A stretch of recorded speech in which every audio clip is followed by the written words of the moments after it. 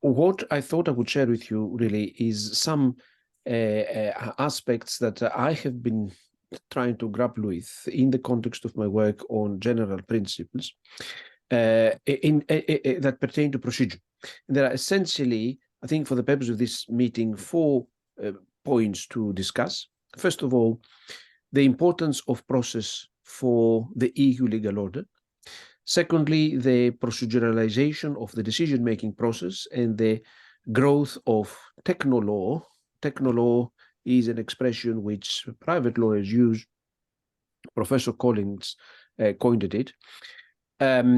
Thirdly, perhaps some reflections on how seriously does the Court of Justice take process. And finally, the vexed question of the distinction between process and substance.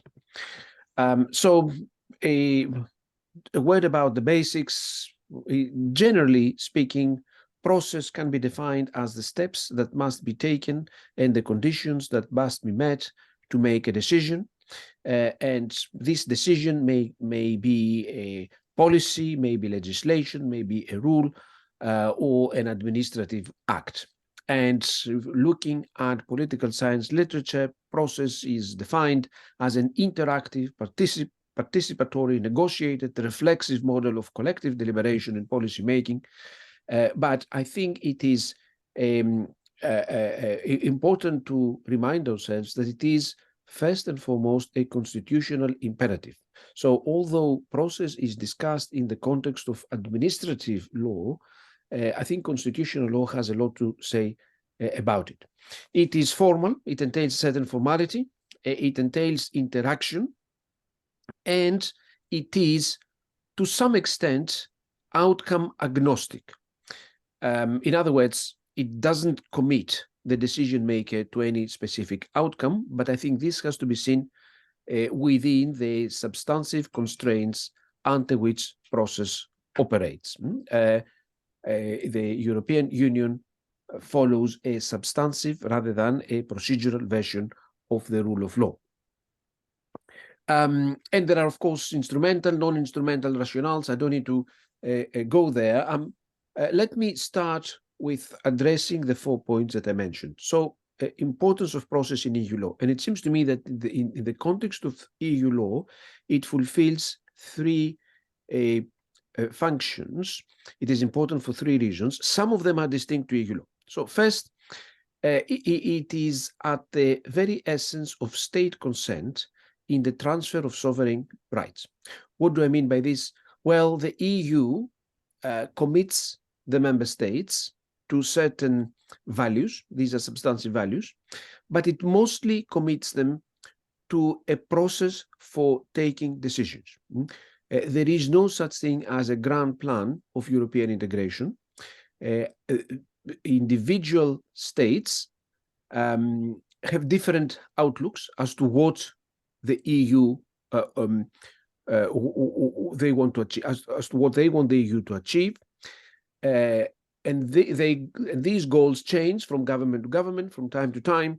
So there isn't a shared view of an outcome, but I think there is a commitment to use certain political structures, processes to take decisions. So the member states commit themselves to a certain decision-making process in the Council, in the Parliament, to a certain dispute resolution system via the European Court of Justice, and therefore legitimacy is defined by reference to these processes, which to some extent replace the traditional constitutional guarantees which apply under national law.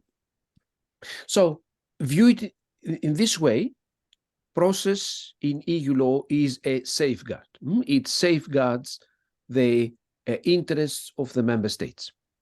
And the safeguards are stronger in some respects than those that operate, for example, in the context of US constitutional law. In EU, there is an obligation to provide reasons for legislative acts, which is not what happens, for example, in relation to congressional enactments in the United States. Second role, process is used to shape EU outcomes. So it is used by the European Union to constrain the discretion of national authorities and align national policies within the framework of certain parameters. A prime example here, fiscal governance.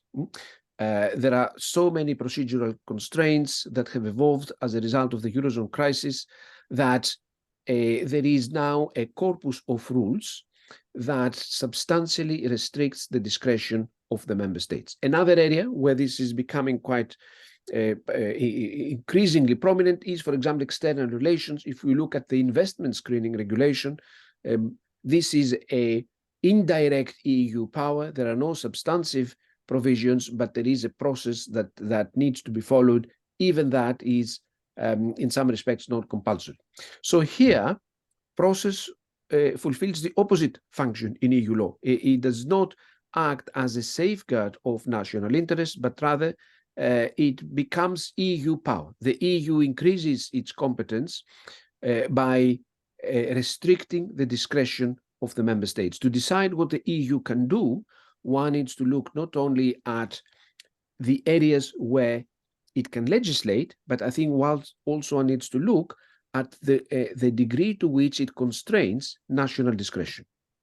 Third function, it generates jus commune. This is a meta function. It is not the reason why we have process, but it is the result of it. And it plays a particularly important role in doing that. I think Jacinto's PowerPoints make that clear. And the European Union has become a laboratory for the articulation of process standards in many novel areas. If we look, for example, at the Digital Services Act, the GDPR, and so on and so forth, there is a certain degree of denationalization of domestic law to a good extent as a result of procedural requirements. Okay, that's my first point. The importance of process in EU law. Second point, proceduralization. I think what we have experienced especially I would say in the last 20 years, has been a sharp increase in process requirements. The idea of network governance, fiscal governance, again, the growth of agencies, there is a host of procedural constraints on decision-making, both for the member states and the EU institutions, which essentially have a pro-technocracy bias. They encourage the reign, if you wish, of technocracy over political discretion and facilitate technocratic steering and to a good extent establish a new legal culture. Now, procedural requirements are imposed both on the EU institutions and the member states. A word here about their application on EU institutions and bodies. If one looks at the macro picture, procedural obligations apply to lawmaking, to administrative decision-making, and of course to judicial adjudication. We are not discussing a judicial process at this stage, so we stick to the first two. But they may also apply more generally to policy making, even where even the adoption of non-binding acts or atypical acts may well be governed by a procedural rules, which again may have the form of soft law.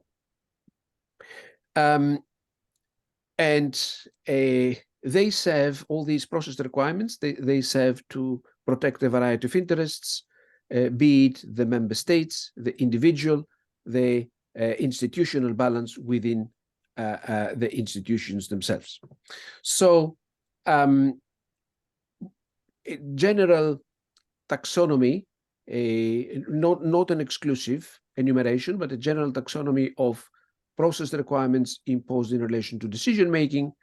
They would include obligation to carry out an impact assessment, a requirement of consultation, requirement to give reasons, requirement to publish, although requirement to publish may be a form requirement rather than a process requirements, and more generally, conditions under which the authority may be exercised validly, and that would include, of course, voting requirements, deadlines for actions, and so on and so forth. Now, a key point, and I think it's worth staying on this for a minute, is that case law has developed in various areas, according to which there must be objective criteria which govern decision making. So the fact that the discretion of the decision maker is subject to judicial review does not suffice to make it legal. In addition to that, there have to be criteria which explain, objective criteria which explain to the regulatees, if you wish, to the citizens, to those who are affected by the law, how the discretion is going to be exercised. I think there are three interesting cases from different areas that I take here. The first one is from the context of free movement, a case called Aget Iraklis. It's a Greek case, and essentially what happens here is that a French company that operates in Greece wants to make redundancies, but under Greek law, the redundancies cannot be made unless the Ministry of Labour authorizes them. And the Court of Justice finds that the purpose which the authorization requirement, or at least one of the purposes that the authorization requirements aims to fulfill, protection of employment in the labor market, is a valid requirement, but nonetheless comes to the conclusion that the requirement is disproportionate, and it is disproportionate because there are no rules in the Greek statute that explain how the minister is going to exercise its discretion. And the court explicitly says judicial review is not enough. The fact that a corporation can go to court to challenge the refusal of authorization does not suffice. And paragraph 100 of the judgment goes to the core of it.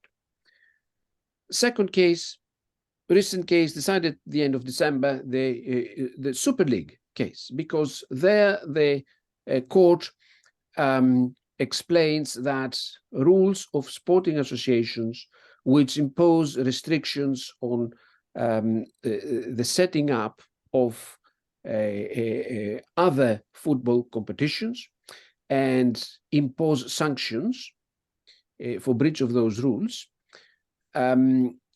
must provide for substantive criteria and detailed procedural rules suitable for ensuring that they are transparent, objective, non-discriminatory, and proportionate. So this is one of the conditions that the court imposes on FIFA and UEFA to allow them to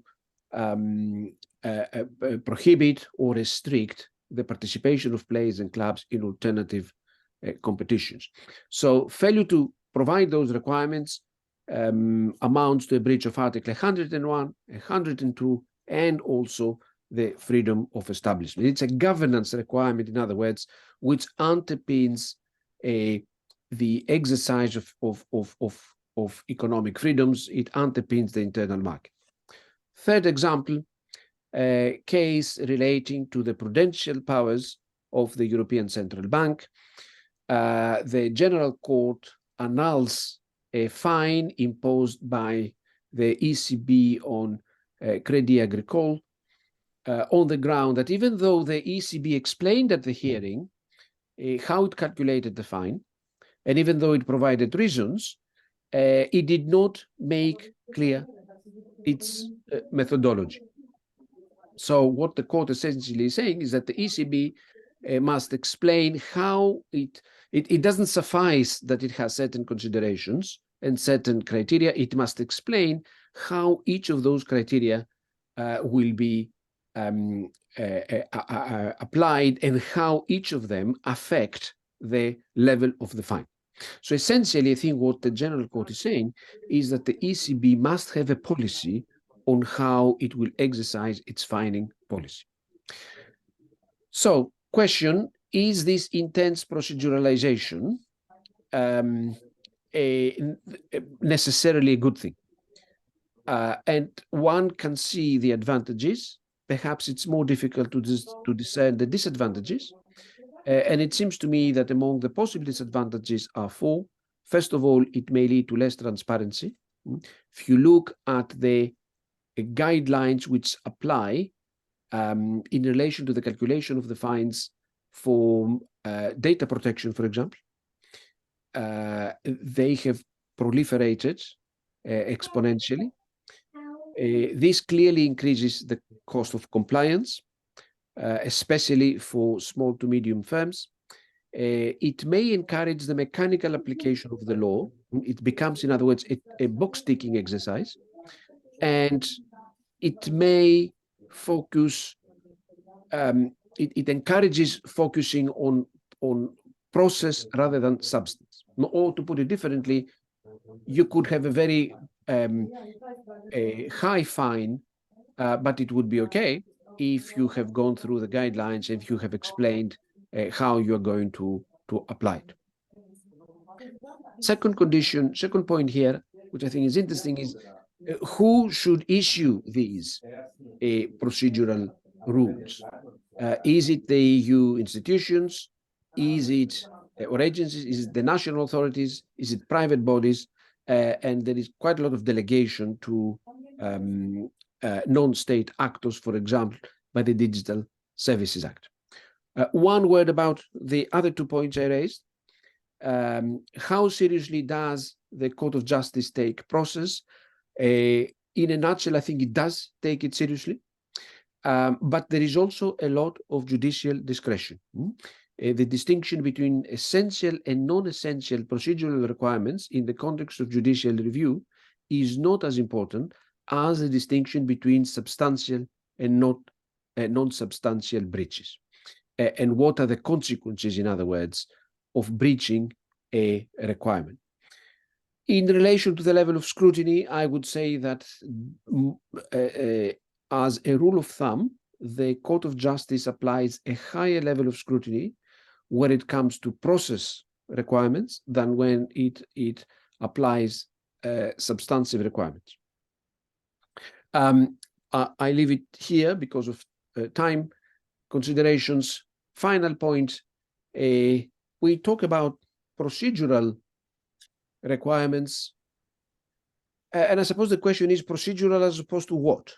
What are we juxtaposing process with? And does the distinction between process and substance hold? Well, it's clearly a very porous distinction. For example, if we look at Article 52, Paragraph 1 of the Charter, one of the requirements for a restriction on a fundamental right to be compatible with the Charter is that it must be prescribed by law, but this is not merely procedural. There's a lot of case law by Strasbourg on the quality of law. So a process is infused by substantive standards. I think that the interplay between the two is also evident in judicial review. The court, according to the established case law, the greater the discretion of the policymaker, the more they need to comply with process requirements. And finally, I think one can see an area where process and substance essentially get fused, merge, is the requirement to give reasons. Rothenberg is an interesting case by the General Court because it tries there to make a distinction between the failure to give reasons as a procedural defect and bad reasoning as a substantive defect. But the truth is, it is rather porous. So, in a nutshell, I think process is important in EU law in distinct respects. It can be used as a safeguard, but it can also be used as an extension of EU power. I think the distinction between process and substance is extremely porous, especially because the Court of Justice in the EU follow a substantive rather than a procedural version of the rule of law. So process serves a specific ideology, if you wish. Does the court take process seriously? I think it does, subject to what I said.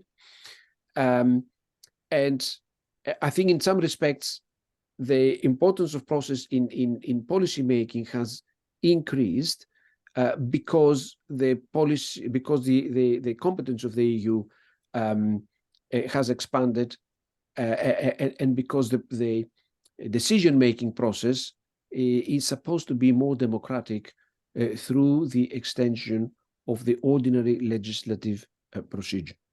I will leave it here. That's a bird's eye view of some of the themes which I thought would be interesting to discuss. Thank you again for asking me. Thank you very much for this very provocative discussion in what you were saying about procedures. This is a very good example of what the dialogues that real law is starting tries to do. So just a few words from me about real law. I know, Professor Tsidimas, you are so well known that you do not need an introduction, but I would like to say a few words about you and the other participants as well. So just to say a few words about real law as a journal, because we just started these discussions and dialogues, which are very rich, but basically we are a journal which has been started as a spin-off from a book about Europeanization of public law, and your presentation was something about this kind of link, interaction, crossroads, and sometimes tensions and dynamics between the EU and the national law, both at constitutional level and at administrative level. We have a particular interest for the administrative aspect of things, but obviously, as you say, with substance and process, the relationship between constitution and administrative can also be porous. So we are a journal, we are Scopus listed, and we very much welcome discussions and papers about the European and comparative administrative law from various perspectives and on various topics. And we also organize every second year a forum from young scholars. We obviously welcome very experienced scholars as the speakers today, but we also want to give some floor to more emerging or new voices in the discussions. And every second year we have this kind of forum, and the next one will be in Budapest in September 2024. And we also organize a blog. This discussion, for instance, is being recorded, as you probably noticed, and will be put on the blog. And we hope that the colleagues who are speaking today will agree that we put their notes and PowerPoint on the blog for the consultation of at later stages. So on the blog, we have a different kind of pieces about case law, about more scholarly discussions. You can find the blog, I think, on the chat, and you can also follow us on the social media. So just to say that this is part of the kind of discussions and exchanges about the field, the European administrative law as a field that we try to foster with the help of our eminent scholars. This is the third dialogue that we organized. The first one was on the role of comparative administrative law in the making of European administrative law, and the previous one was on comparative administrative law in the US, and we compared the situation in the US with the one in Europe. And you can also listen to these dialogues on the blog or on YouTube if you want to. So today, this is a privilege for us to have Professor Tsidimas and Jacinta as academics, and Mr. Van Alsenoy and Mr. Van Geven as more practitioners' voice, maybe bringing the very rich and high-level discussions that we just had by Professor Tsidimas to a slightly different and more concrete approach to see what does it mean really in concrete terms. Is it really a box ticking exercise? I would say maybe it is, maybe it is not. Is it really a risk of less transparency, or is it actually a way to increase transparency? You also mentioned a few times the notion of reason. What is the place of reasons in practice? So Professor Tsidimas is a professor at King's College London. He's very much referred to in case now because he has some background in the practice as referred in the European Court of Justice at one point. So thank you very much for your very detailed and rich presentation, Professor Tsidimas. Now, as Professor Tsidimas mentioned, there is one byproduct maybe of process and procedures, which is the kind of development of general principle during the processes. And I will give the floor to Jacinto, Professor de la Canonea, who has been leading a major research project funded by the European Research Council on the Common Core of Administrative Law. So I just will give the floor for 10 or 15 minutes, and then we will have a small discussion about these two presentations. And in the second step, we will have the discussion and the presentation by Mr. Van Alsenoy, who is Deputy Head of Unit at the EDPS, the European Data Protection Supervisor, and then Mr. Van Geven, who will be the more national voice from the Belgian Competition Authority, and then we will have a broader discussion. So thank you very much. Jacinto, if I may, I give you the floor. Thank you so much.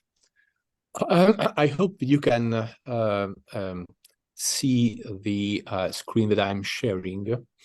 And I'm also very happy to be involved by Mariolina and Iseul in this workshop. I substantially share the main points that have just been made by Takis. That is to say, process is important. It does matter. Sometimes it matters more than substance, even though the gray area between process and substance sometimes is not easy to understand. In my intervention in the next, say, 12 minutes, I will make 3 remarks. The first 2 remarks are of empirical nature. One is about the importance of commonality within the legal order of the European Union, while the second empirical claim is that there is an increasing commonality as far as the legislative regulation of administrative procedures is concerned within the national legal systems that belong to the Union. While the third remark that I will make is a remark of normative nature. It is about Article 298 of the Treaty on the Functioning of the European Union. And I will argue that there is a constitutional duty to regulate procedures, even though there is, not surprisingly, diversity of opinion as to whether it would be good to have such regulation or not. So that being the general idea, let me briefly remind why commonality is so important. Let us consider both the case law of the European Court of Justice and the treaties.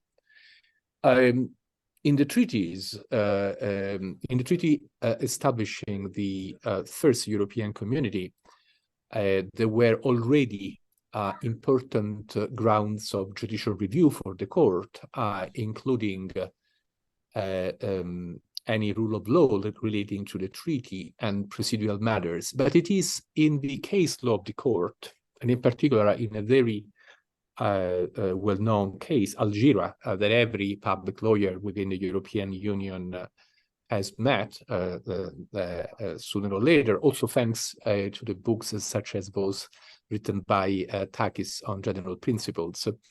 And to make a long story short, as much as possible, in Algira, the problem was whether, in the absence of any whatsoever provision in the treaty, the administration could or had to withdraw or revoke an illegal administrative measure. And interestingly, the court carried out a comparative study and reached the conclusion that revocation was possible under the law of all the member states. And as a consequence of that, it held that it was possible for the European administration too. So theoretically, the point that is being made here is that if something belongs to all national legal systems, then it is also part of the legal patrimony of the legal order of the community. Perhaps more famously, in Internationale Handelsgesellschaft, another case which came, in this case, by way of a premier reference sent by a German administrative court, Advocate General Letellier de la Motte argued that the fundamental principles of the member states are not deprived of any significance and meaning, but they contribute to forming a common substratum, an unwritten community law that emerges with a view to ensuring the respect of the fundamental rights of the individual. And the ECJ followed its Advocate General. Interestingly, also the treaties devote attention to commonality. The Treaty of Rome dealt with non-contractual liability, holding that the community shall, in accordance with the general principles common to the laws of the member state, make good any damage caused by its institutions and servants. And more recently, Article 60 EU refers to common constitutional traditions viewed as a source of general principles of EU law. We could stop for a moment and ask ourselves, when can we identify a common principle? Does it need to be shared by all the legal systems as the court initially held in Algeria? Or is a majority of the member states a sufficient element? Interestingly, in a very well-known case concerning the right to be heard, that is to say, Transocean Marine Pint Association, a case which originated in the Netherlands, the Court of Justice argued that there was no need that each and every legal system contained, shared a certain general principle. By the way, it was doubtful whether the Netherlands at that time, and I would add also in Italy as well, there was such a general principle. But so we can make the following empirical remark, that if something is shared by all the member states or by the majority, that matters in order to identify general principles which are shared and which are relevant for the legal order of the European Union. Now, this is my second empirical claim. In the last years, as Israel kindly said initially, I've been involved in the last 8 or 9 years in a comparative project concerning the administrative laws of the member states. And one line of research focused on general legislation on administrative procedure, APAs, as they are called more briefly. And as you can see from this slide, while this was initially concentrated in Mitteleuropa, Austria, Liechtenstein, Poland, Czechoslovakia, Yugoslavia, after 1945, the Scandinavian countries took the lead, and as well as Spain, and they adopted several interesting APAs. But what is really striking is the period after 1989, after the fall of the Berlin Wall, if you want, when Italy, the Netherlands, Portugal, Iceland, Greece, and several other countries adopted one type or code of another. Now, today, today 24 out of 27 member states of the European Union do have one type of code or another, and Romania is the 25th member state, which is now debating within its parliamentary institutions whether they want to have one. The exceptions are Ireland, on the one hand, for reasons which are related to its history, even though we know that in Ireland there's a discussion about it, and Belgium, where there is nevertheless legislation concerning the duty to give reasons and some other particular requirements. So the question that arises from this empirical analysis is the following. If 24 out of 27 member states of the European Union have recognized between the 20th and the 21st century that it is necessary to constrain the exercise of discretionary powers, to use the terminology that Takis just employed, or to give legislative a criteria for with a view to achieving good administration. Why should the European Union be totally outside that process? So even though we couldn't say that there is a shared constitutional tradition within all the member states, still it is relevant and significant that there is now certainly a common development. And that is important, not only because it can be used as an argument with regard to the administrative procedures of the European Union itself, but also because often administrative procedures also involve the national layer. So let us come to my third and last slide. Now, the point I want to make here is more normative in nature. If you give a glance at Article 298 of TFEU, which establishes that the Union shall have the support of an open, efficient, and independent European administration, and that Parliament and Council, acting by means of regulation, will adopt procedures to that end. One could make the argument that these this treaty provision lays down a constitutional duty. That is to say that in order to achieve an open, efficient, and independent administration, a legislative regulation shall be adopted. There's a related argument, but a distinct one, concerning the implementation of union law, which must be regarded as a matter of common interest on the basis of Article 197. So what happened, very briefly? I was a member of a very interesting committee, Renewal, which had drafted a regulation, including the border rules. The European Parliament has adopted various resolutions requesting the Commission to submit legislative proposals to that end. But the Commission has refrained in more than one circumstance from doing so.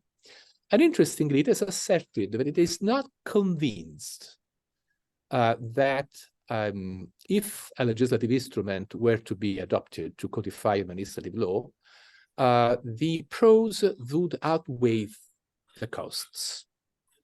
The question that arises is the following. First of all, if there is a constitutional duty to regulate the conduct of the European administration, and we might want to discuss whether the European administration in this context should be intended in a narrow sense, that is to say, only the institutions, bodies, and agencies of the Union, or including, at least in the context of mixed or composite administrative procedures, also national agencies acting on behalf of the Union. But even if we adopt the narrow conception, can the Commission simply refrain from making a legislative proposal? I'm not discussing the political side of the question.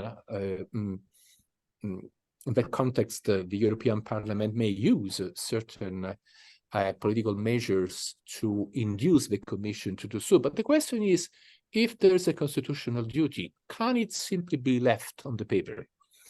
And with regard to the merits, is it sufficient an ipse dixit? Let's say the Commission says, oh, we are not convinced, you know, that the pros would outweigh the costs. You know, interestingly, in Europe, with the exception of the UK and Ireland, of course, but there's a strong shared tradition in favor of codifying at least some general principles and rules, while there is an interesting story. One important legal system, which was always alien from this idea, was the legal system of Russia, and then of the USSR, and now again of Russia. So it would be weird, surprising at least, to see the Commission reasoning not as it is done currently within most national legal systems, but more like the Russians. And my final point is that if you don't want to fulfill your constitutional duty, then you would be requested to seriously confront evidence concerning the gaps that do exist. Because I fully agree with Takis. If we consider adjudication, there are several important procedural principles, such as the right to be heard, the duty to give reasons, and additionally, the duty to carry out an accurate fact-finding activity. But still, within the adjudication, there are several unjustified differences, and the situation is very different if we consider rulemaking. This is an analysis that we made some years ago with Mario Lina, if I remember correctly, and it looked as though the legal system of the Union recognizes the importance of process with regard to traditional adjudication, while it lags behind in the regulation of rulemaking. So my final point is the following. If commonality is so important since so many decades with regard to the general principles, why shouldn't we consider more closely the relationship between the legal systems of the member states and that of the European Union? Thank you so much. Thank you very much, Takis, for also raising some provocative questions. I suggest that we open the floor to the discussions and maybe take one or two questions, and then we can see how all these theoretical ideas can be applied or reconciled or articulated with practical concerns, maybe. So do you have any question from the floors, maybe for our speakers?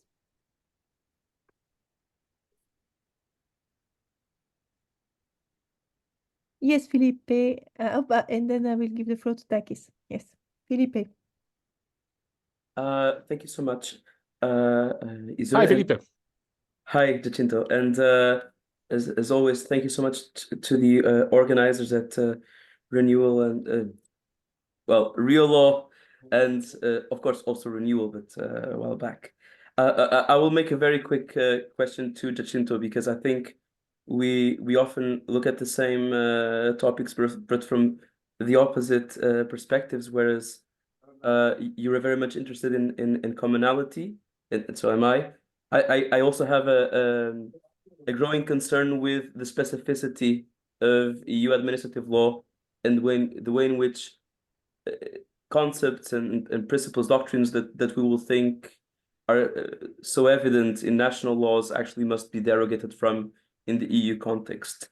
In this case, in the case of codification, there is one question I always have, which is, whereas it is true that overwhelmingly member states have their codifications, member states also are polities, so to say, general purpose polities with near universal lawmaking powers, whereas the EU is not, right?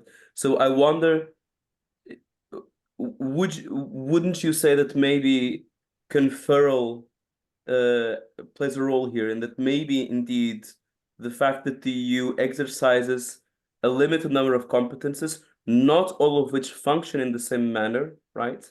If this plays a relevant role in determining whether codification at the EU level, for EU level administrative procedures and even in composite procedures, do you think that this may have a relevant role? Yeah. Thank you. Thank you. Do we want to also take Takis' comment or question? Oh, yes, Takis, yes, please do go ahead. Thank you. That's a good idea, Jacinto. Takis. Thank you very much, Jacinto. That was fascinating. 2 questions. Do you think the level of commonality that should exist for the court to recognize a general principle should be different if it is a principle of administrative law from when it is a principle of constitutional law? Do you think, in other words, the nature of the principle as belonging to constitutional or administrative law should make a difference in relation to commonality? I don't believe it does as a matter of dispositive law. I don't think the court really gets into that at all. But I was simply wondering if you might have any views on this. That's number one. And I don't have any specific views. Second point, I think your analysis it's very interesting. On your analysis on Article 298, would you then say, I suppose the question is, could that be challenged? Are you saying that there could be an action for failure to act? If one looks at the little case law that there is on failure to act and the transport policy case and all that, presumably I would have thought that the Commission would have to come up with at least with a better reasoning why it hasn't done it. Is that correct? Thank you. Thank you so much. Excellent questions. Let me begin with the question raised by Felipe, which has a connection with the second question asked by Takis, and then I will consider Takis' more general point about commonality, which is really very deep.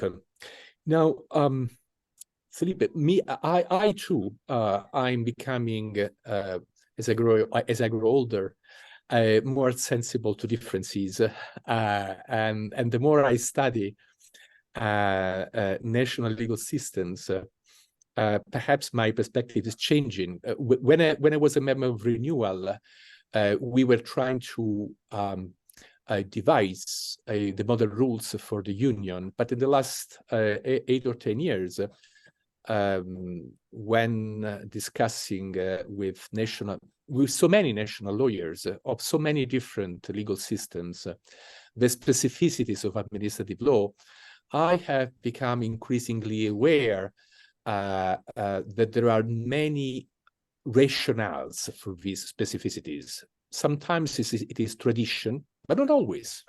Sometimes it's the product of political choice. Sometimes there's a strong cultural bias, for example, in favor of the one of the general principles that Takis mentioned, that is to say, the duty to give reasons.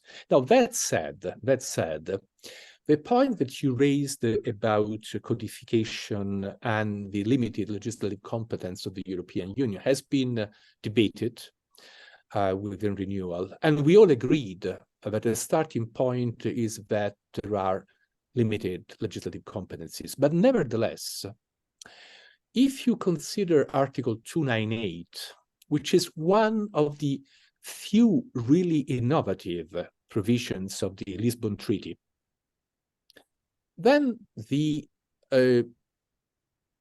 question that arises is the following. If in the terms of political science, the principles, the member states, have agreed upon Article 298,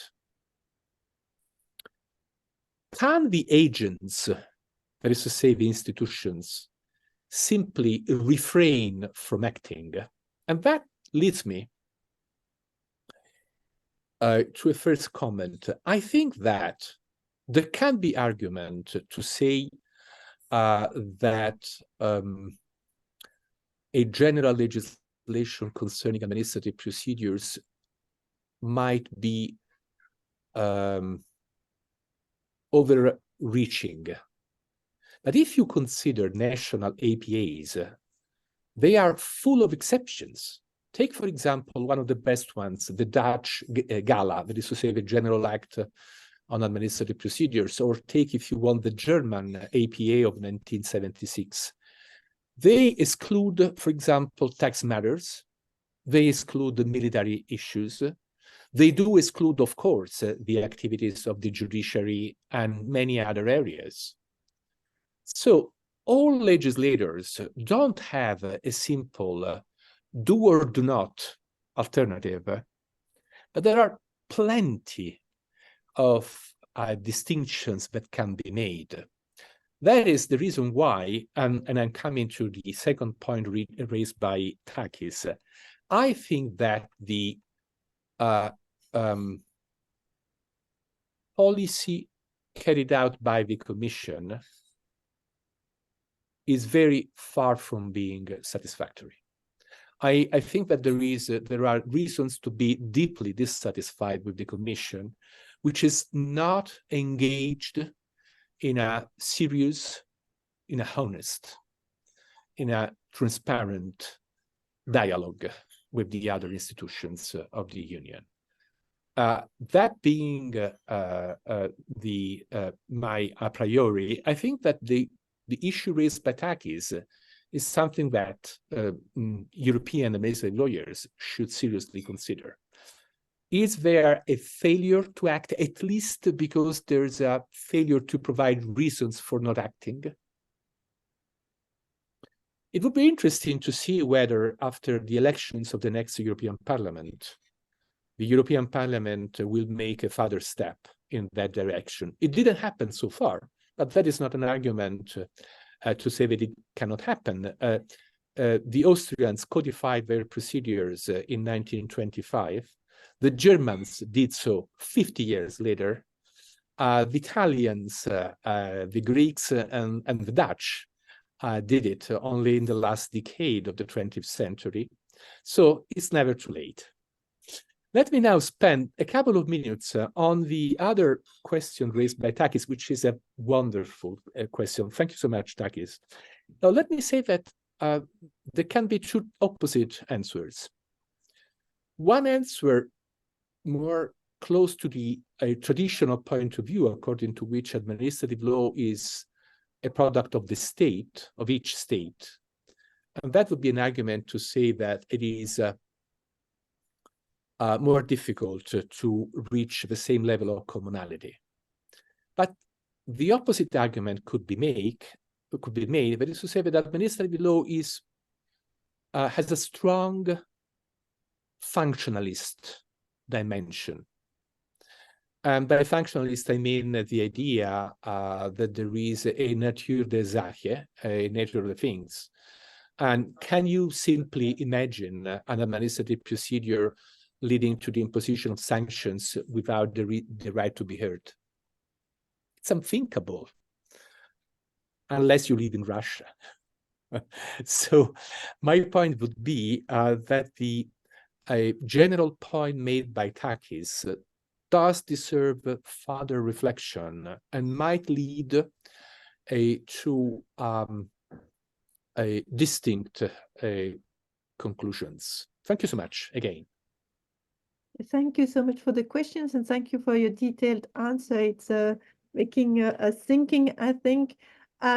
I suggest we move to the more practical aspects so that we can see how your discussion may relate to what institutions on the ground have to deal with. So, Mr. Van Alsenoy, if I may ask you to take the floor and maybe try to keep to 15 minutes if possible, that would be excellent. Thank you so much. Thank you very much. Excuse me, I hope you can hear me okay. I've been having some technical issues, but hopefully this works.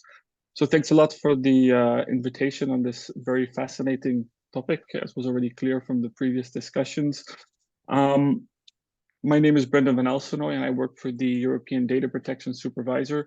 And the aim of my intervention today is to shed a little bit of light about how the EDPB ensures compliance with the right to be heard when deciding cases under the dispute resolution mechanism of the GDPR. So indeed, it's a bit more of a practical perspective that I want to bring to you today, which I hope that you will find interesting. Now, I won't be using any slides, so just so that to briefly outline the structure of my intervention, I'll start by briefly explaining the one-stop shop mechanism of the GDPR and the specific role of the EDPB in this regard. Then I will set out how the EDPB ensures compliance with the right to be heard in practice. And finally, I will share some observations regarding the Commission's recent proposal for a regulation laying down additional procedural rules regarding the enforcement of the GDPR. So before doing this, I just want to briefly clarify my role to avoid any possible confusion. So I work, as I mentioned, for the European Data Protection Supervisor, or EDPS, which is the independent authority responsible for monitoring compliance with data protection rules by European Union institutions, offices, bodies, and agencies.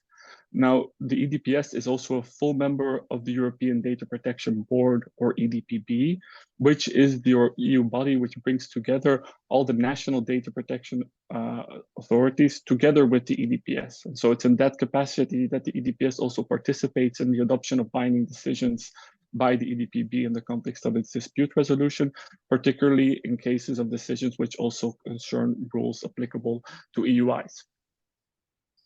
So let me start by trying to briefly explain the one-stop shop mechanism of the GDPR. Under the GDPR's one-stop shop, the lead supervisory authority acts as the sole interlocutor for the controller or processor or under investigation. What does this mean? There is a lead supervisory authority that is responsible for carrying out the investigations and for communicating relevant information to the other authorities, who are referred to as concerned supervisory authorities, and to prepare a draft decision. Now, sole interlocutor does not mean sole decision maker. The GDPR requires the lead supervisory authority and the concerned supervisory authorities to cooperate in an endeavor to reach consensus. Once the lead supervisory authority, or LSA, has prepared a draft decision, there are two possible scenarios. Either none of the concerned supervisory authorities object, in which case the LSA can proceed to adopt its decision, or one of the concerned supervisory authorities does object, and then the lead supervisory authority has to decide whether or not it will follow or not follow the objection raised. And so in case of a persistent disagreement, the LSA is under an obligation to refer the matter for dispute resolution to the EDPB. Once the EDPB has then adopted its decision, it is binding on the LSA and the CSAs concerned, and the lead supervisory authority will then address a final decision to the parties under investigation on the basis of the decision adopted by the EDPB. So this was a novelty of the GDPR in comparison to the Data Protection Directive of 1995. And I probably don't have to highlight or explain to this audience that this is an example of a composite administrative procedure whereby the administration of EU law is divided between the EU and the member states. And I also don't have to explain to this audience that the EDPB as an EU body is subject to the European Charter of Fundamental Rights, including the right to good administration guaranteed by Article 41, which guarantees the right to be heard. So how does the EDPB ensure the right to be heard in practice? Basically, when the lead supervisory authority submits a matter to the EDPB for dispute resolution, the EDPB will first make an assessment as to whether every person who would possibly be adversely affected by its decision was offered the opportunity to exercise the right to be heard. This is something which is done at the moment of assessing whether the file is complete, and the EDPB will not decide the case until this verification has been completed. It's also important to note that it's not sufficient that the LSA has simply heard the persons who might be adversely affected during the national procedure prior to the adoption of its draft decision. Before the EDPB will actually attempt to resolve the dispute, it will additionally verify whether the right to be heard has also been afforded in relation to the objections raised. This is particularly important because the competence of the EDPB is in fact determined by the subject matter of the objections that led to the need for dispute resolution. In other words, the EDPB will only assess issues included in the objections. It will not reassess the case as a whole or carry out further investigations of its own. And it's for these reasons that the EDPB in principle does not re-administer the right to be heard separately, as the parties, all the parties who may be adversely affected will have already been invited to express their views on the subject matter before the EDPB, and the EDPB will take into account those submissions in the context of its decision. So we consider that this approach is consistent with the case law of the Court of Justice of the European Union in composite administrative procedures, which recognizes that an EU body can either administer the right to be heard directly or indirectly through the national authorities, or through a combination thereof. What matters at the end of the day is that over the course of procedure, the adversely affected individual have had the opportunity to state her views on all the facts and points of law that the EDPB will rely on in making its binding decision. It's also important to note that the EDPB doesn't simply take note of the fact that the parties have been given a chance to express their views. The EDPB often engages extensively with the submissions made by the parties under investigation in relation to the relevant and recent objections that is deciding. As a side note, I should indicate that not everybody shares this view, and several controllers have sought to challenge the EDPB's decisions before the General Court. And for example, WhatsApp has sought to annul the EDPB's decision on the 28th of July 2001, alleging inter alia that the EDPB infringed the right to good administration by disregarding WhatsApp's right to be heard under the fifth plea raised.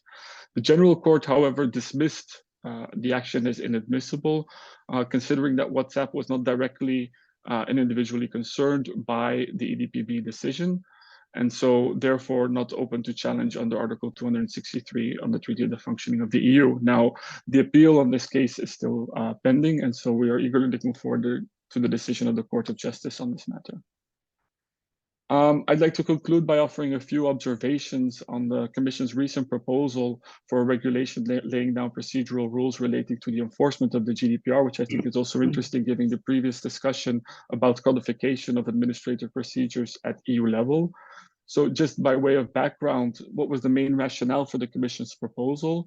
It actually follows the adoption of what we refer to as a wish list by the European data protection boards of procedural aspects that could benefit from further harmonization at European level.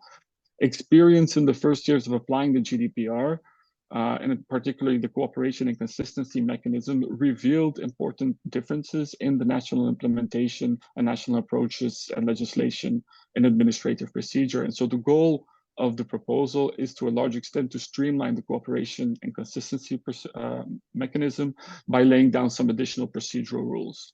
And so it contains several different chapters and elements, key of which relate to the admissibility and the handling of complaints, procedures to promote the reaching of consensus, for example, by providing for a summary of key issues and preliminary findings to be shared by the lead and the concerned supervisory authorities, and also provisions regarding access to the file. Now, importantly for the discussion that we're having today is that it also foresees a statement of reasons prior to the adoption of a binding decision by the EDPB. And so it actually proposes under Article 24.1 of the proposal to require the EDPB to share with the parties under an investigation and the complainant in case of full or partial rejection a statement of reasons explaining the reasoning of the board and allowing them to exercise the right to be heard. the EDPB, together with the EDPS, has issued a joint opinion on this legislative proposal, which is publicly available, in which it takes the view that the EDPB's current approach, as I mentioned earlier, is consistent with the court's case law on the administration of the right to be heard, and is in fact more suited and more in line with the decentralized nature of the GDPR's one-stop shop mechanism, as well as the CGU's case law on composite administrative procedures. So we believe that this radical change in the approach is not necessary from a legal standpoint, given that the parties under investigation do have the opportunity to effectively express their views. And we also note that under the current process, the parties are always given the chance to express their views on the subject matter of the relevant and reasoned objections as such, which is not something which is explicitly provided for in the proposal. And we also note some of the practical difficulties linked to the deadlines imposed by the proposal, both in terms of enabling the parties under investigation to meaningfully express their views, and also as regards the deadlines for the EDPB in terms of adopting the binding decision. So in conclusion, I would just like to note that data protection authorities and the EDPB work together to ensure compliance with the right to be heard.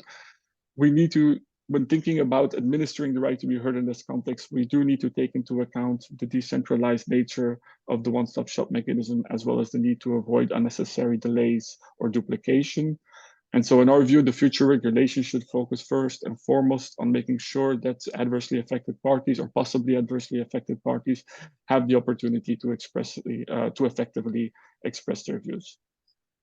So I will conclude here. I hope this was within the time frame, and I look forward to hearing any questions you may have. Thank you. Thank you very much for your very clear presentation and matching quite well, I think, with the discussion we had, as you mentioned, about harmonization, the codification, formalization of the practice, and what does it mean actually to formalize things when practice maybe actually already doing quite a long way with the requirement. Thank you very much. I will give the floor to our last speakers. We will take it to the national level, but again, on the right to be heard and the right of defense, I think. Mr. Van Gerven, I give you the floor. Yes, thank you for the opportunity to speak to this distinguished audience. I will try to explain a bit the role of procedural principles as a competition law enforcer. So I'm the legal director of the Belgian Competition Authority, and in that capacity, I review the quality of procedures in the authority when taking decisions. Now, the Belgian Competition Authority is an administrative authority, so it takes administrative decisions. Well, you all know them. We can take decisions finding an infringement of cartel, the prohibition on cartels or abuse of dominant positions. But we also take decisions in merger control, approving a merger or unconditionally or with conditions or even prohibiting a merger. So our decisions have an important impact on companies. And so indeed it is important then that their rights are fully protected, that the fact-finding, the decision-making of the Belgian Competition Authority is done in a reasonable manner and in full respect of the rights of defense. So that's the role of procedural principles, such as the right to be heard, the duty of care, to protect the individual companies in the proceedings that the Belgian Competition Authority is pursuing. I would like to add an extra element to the equation, and that is there is another fundamental principle. That's the principle of effectiveness. So the Court of Justice has made clear that competition enforcers should be able to effectively apply competition rules, and this has been recognized in the Court of Justice by the Court of Justice in the important Webig judgment, where the court essentially said that member states are under an obligation to adopt procedural rules for competition proceedings, which allow competition authorities to apply Articles 101 and Articles 102 in an effective way. And in a way, the daily challenge that we have as competition enforcer is to strike the right balance between these two principles. On the one hand, we want to apply competition rules as effectively as possible in the general interest. But at the same time, of course, we need to ensure rights of defendant parties and also of third parties which are involved in the proceedings. Now, and here we come to the interesting discussion of codification, which we had earlier on.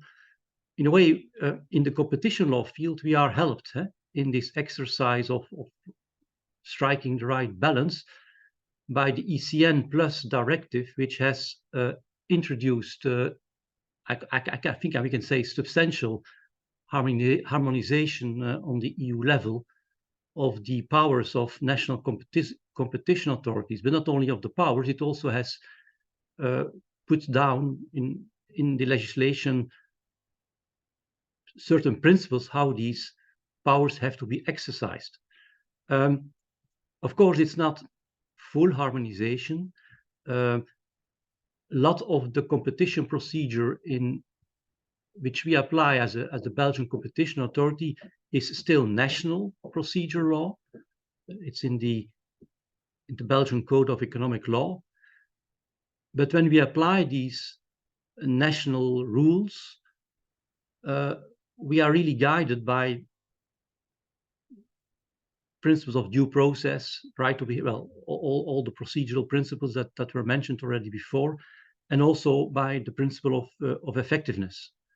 I think we can see that it depends a bit on the phase of the proceeding, what is important, effectiveness or due process. In the first preliminary phase, when the BCA is using its powers of investigation, it's sending out requests for information, it is doing inspections at business premises, doing interviews.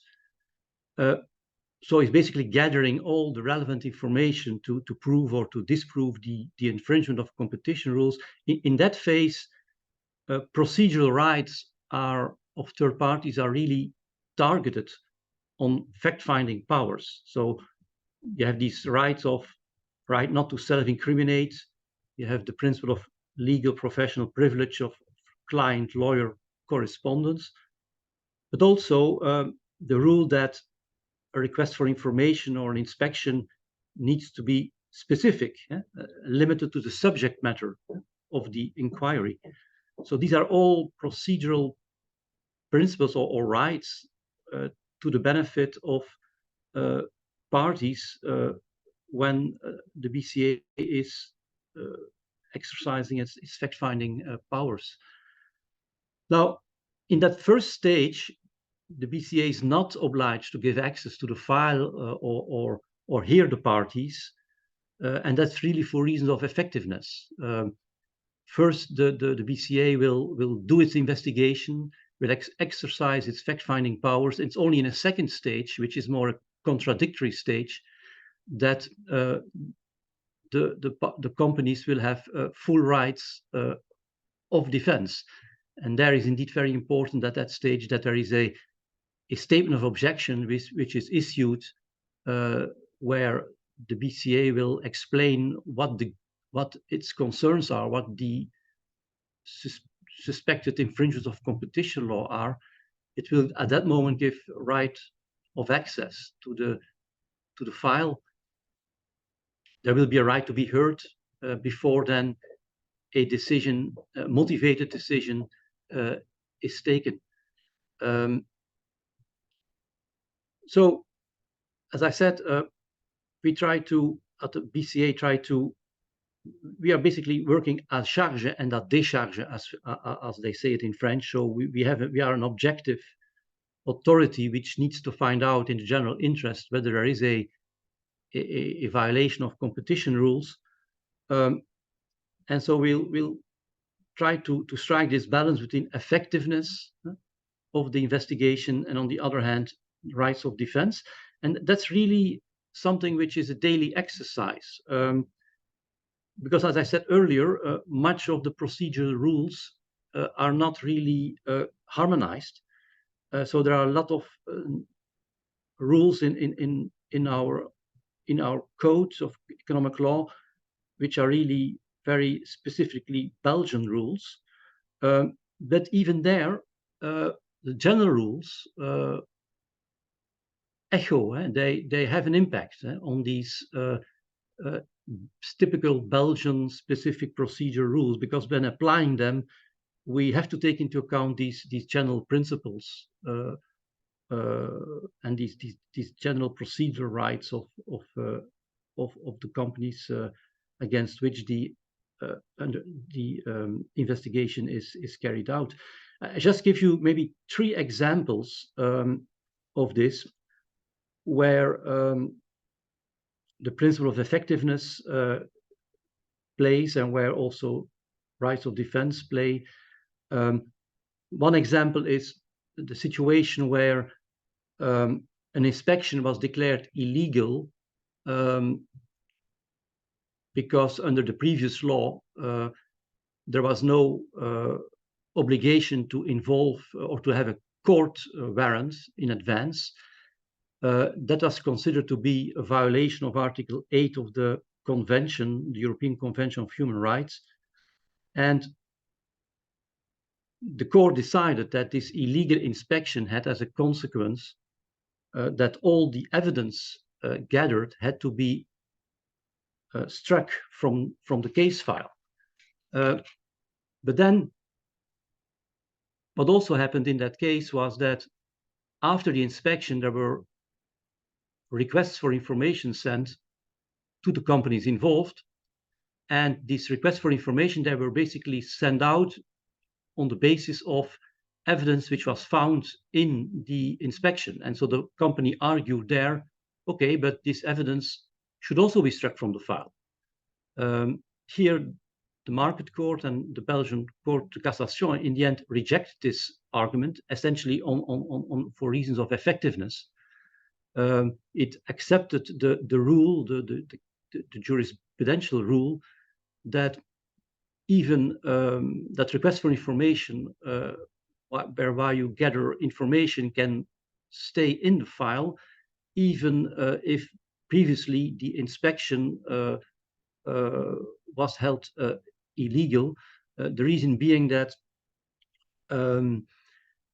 the request for information could have been sent without that the inspection would have taken place. So the court decided there that there was no causal link between the evidence which was struck out from the file due to the inspection, and on the other hand, the evidence that was assembled in the subsequent request for information. That's, I think, a nice example how you have these different national rules where you try to find a balance between effectiveness and the rights of defense of the parties.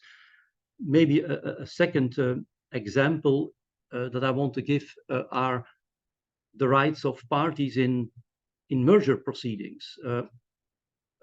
As well, a third party that's so a party which is not a party to the merger between 2 companies does not have real rights of defense. It only has a pure information function, as we say it in Belgium.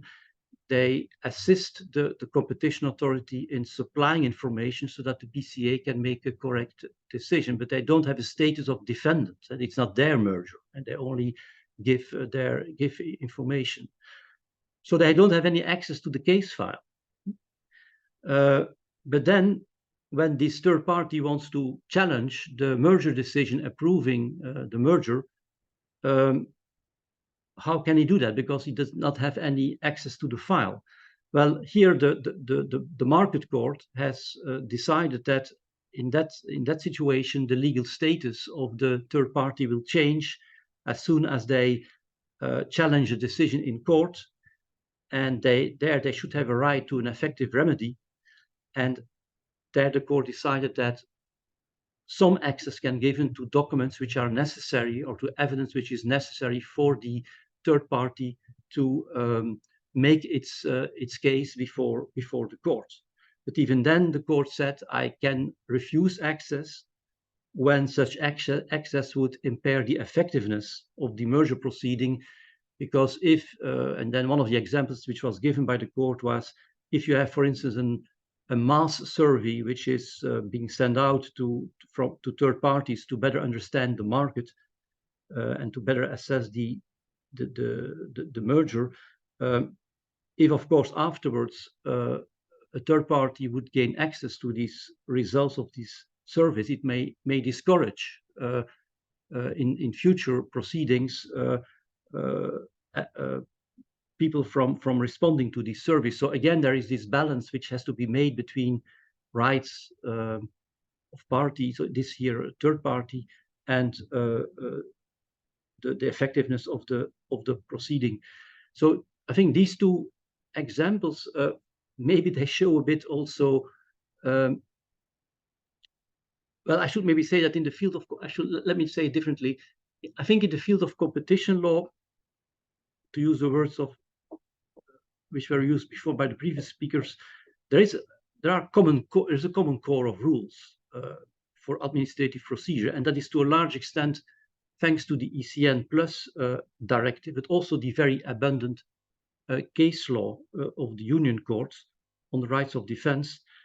And these principles, they will guide the National Competition Authority in applying and interpreting its own national procedural rules. So in that sense, you could say that these principles are, in a way, denationalizing domestic law, as Professor Takis very, very well said in his presentation. So in a way, EU rules are exported into national procedure rules because they are used as a way to interpret the national Belgian procedure rules in competition procedure. So I will stop here, and I'm of course happy to respond to answer any questions.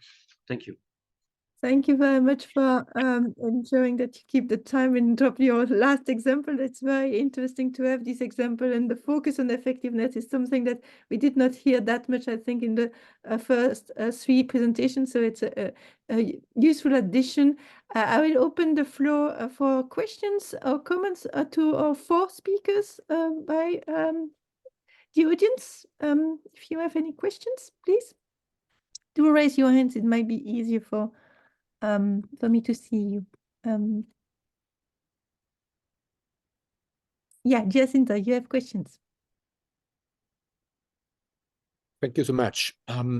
I think that the presentation just made by Dr. Van Gerven is really illuminating, in the sense that in few words, very clearly, he told us that it is simply unthinkable that a national competition authority does not fully consider duties such as the duty to collect, gather, and examine all relevant facts. And he also mentioned at some time the right to remain silent within an administrative procedure. So my question is the following. Since there has been recently a discussion with regard to the right to remain silent, or the nemo tenetur se detegere, which is a very well-established principle of procedural criminal law. And a couple of years ago, the Italian Constitutional Court sent a preliminary reference to the European Court of Justice, which ultimately followed the case law of the European Court of Human Rights. The question that I want to make is the following. Would you say, Mr. Van Gerven, that within your legal system, the right to remain silent is an established right? And if so, is it because it is legislatively codified, or it is recognized by the courts. Yes. Well, I think it is indeed the last thing. It is really recognized by the courts. Now, in competition law, and here I'm really focused as a specialist on competition law. I am not a criminal lawyer, but in a way, because this principle of non-self-incrimination has been established by the Court of Justice itself, in competition law proceedings, I think notably in the Orcam case, what's the first case, this allows us to make a shortcut, or allows defendant companies to make a shortcut, because it is almost automatically the case that such principles, which are based on the presumption of innocence, which of course is a general principle to which also Belgium and the Belgian authorities and also the Belgian competition authority are obliged to. It is thanks to this case law of the ECJ that this automatically is also applied by us, and it has now been confirmed by the ECM Plus directive, which does not mention the right of not to self-incriminate in the articles of the directive, but it mentions it in the preamble of the directive, and it explicitly explains how the right of not to self-incriminate should be interpreted by the national competition authority. So it gives there is a guideline in the preamble of the EC Plus directive how national competition authorities should apply this principle. Thank you for your answer.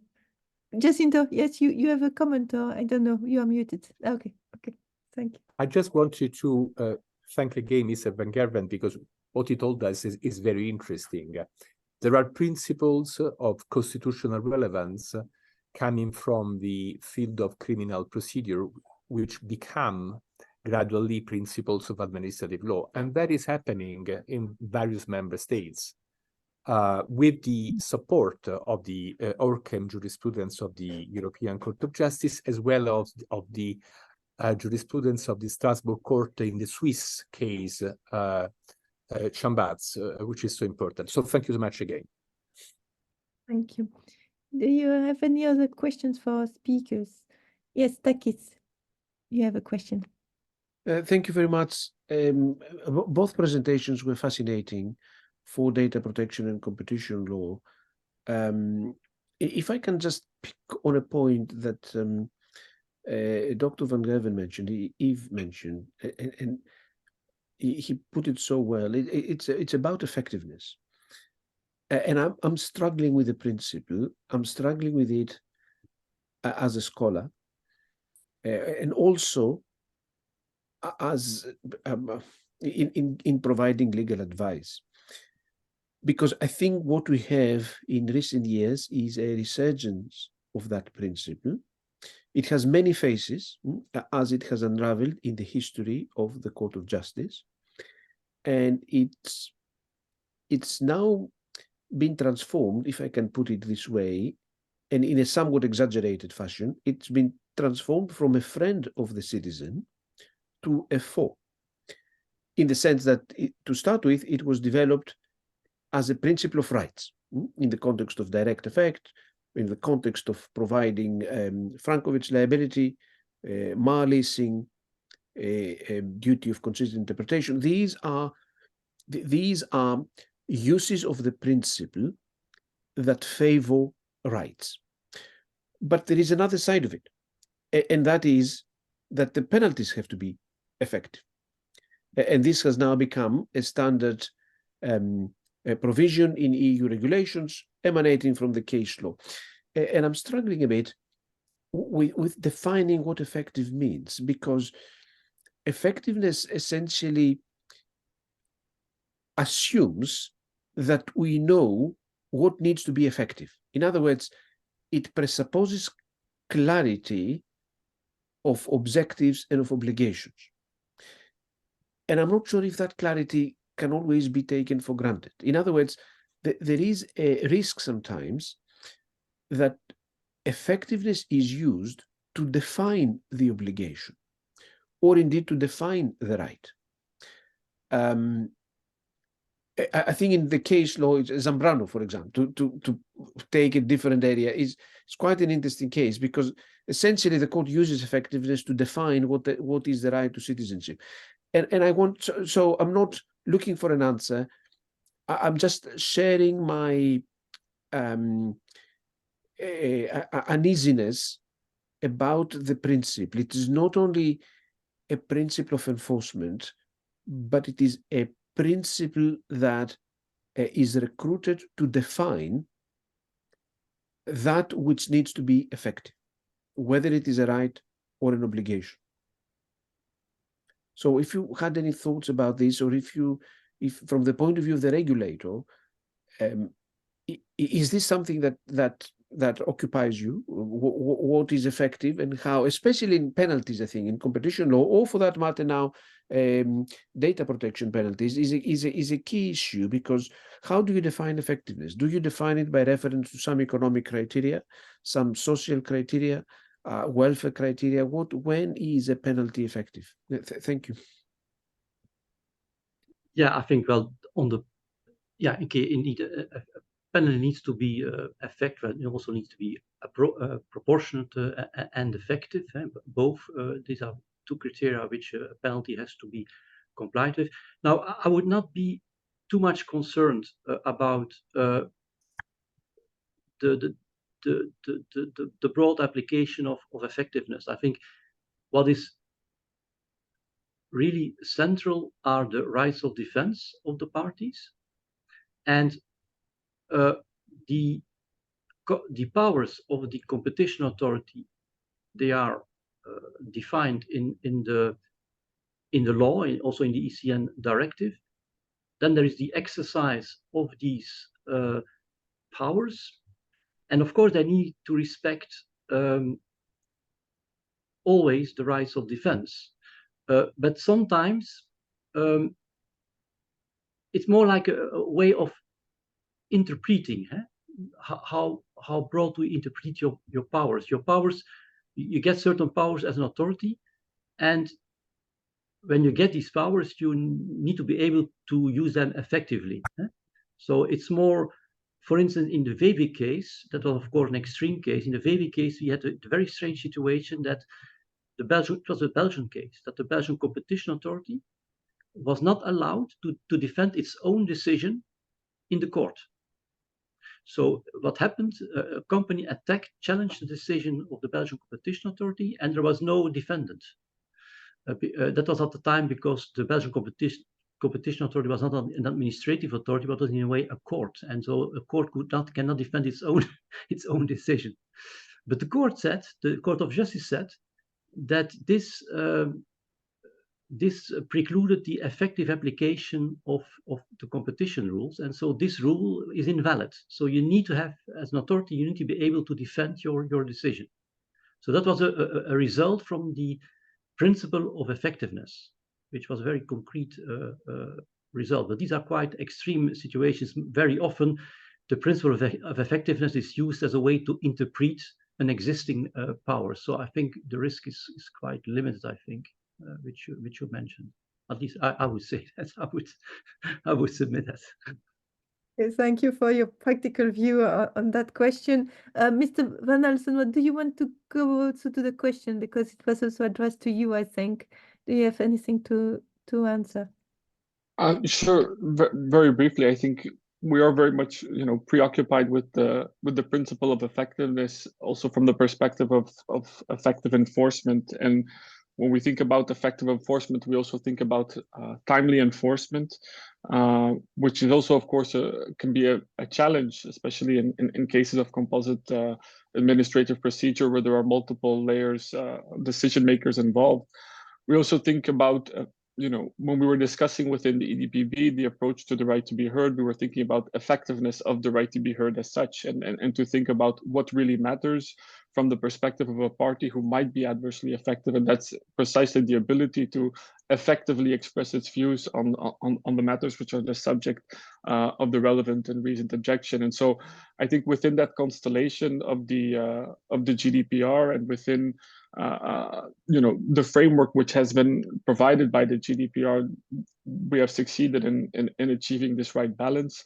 And of course, there is already a growing body of let's say case law of the EDPB itself when it comes to the effectiveness of administrative penalties, which are included in draft decisions, and which have the subject matter of a relevant and reasoned objection. But I think that in itself is a subject matter which deserves its own discussion. So I will not go there in the interest of time. But thank you very much for the question and for the interesting discussion.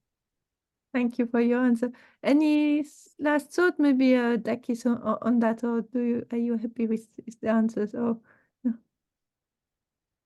Thank you very much. No, I wasn't really looking for a specific answer, but I certainly benefited from the very enriching discussion. So thank you. Thank you very much. I think we are getting to the close of our very interesting discussions, and thank you for all of you who have contributed. Thank you also for the excellent presentations that we have received today. They were amazingly rich and making us think in various directions, I think. So thank you. You will be able to find the recording and probably also some of the papers or the notes on our blog in the next few days. We have another dialogue which is starting to be formed and organized for the end of May, and it will be on administrative remedies, and more information will be available on our blog and social media if you follow us. But I will leave the floor for the very last words to Mariolina, so the editor-in-chief of Real Law. Thank you very much, Iseult, and it is only left to me to thank our speakers once more. Thank you also to all the members in the audience for having followed us. And the aim of this dialogue is really to try to form a community of European and comparative administrative lawyers.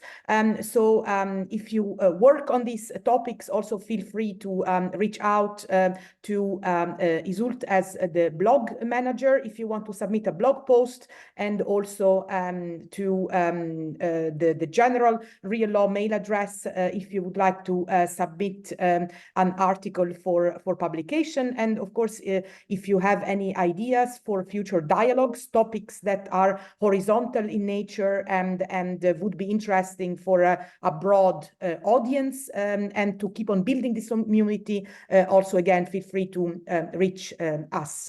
With that, I thank you all for your presence here today, and till the next dialogue, and have a nice rest of the afternoon. Bye-bye.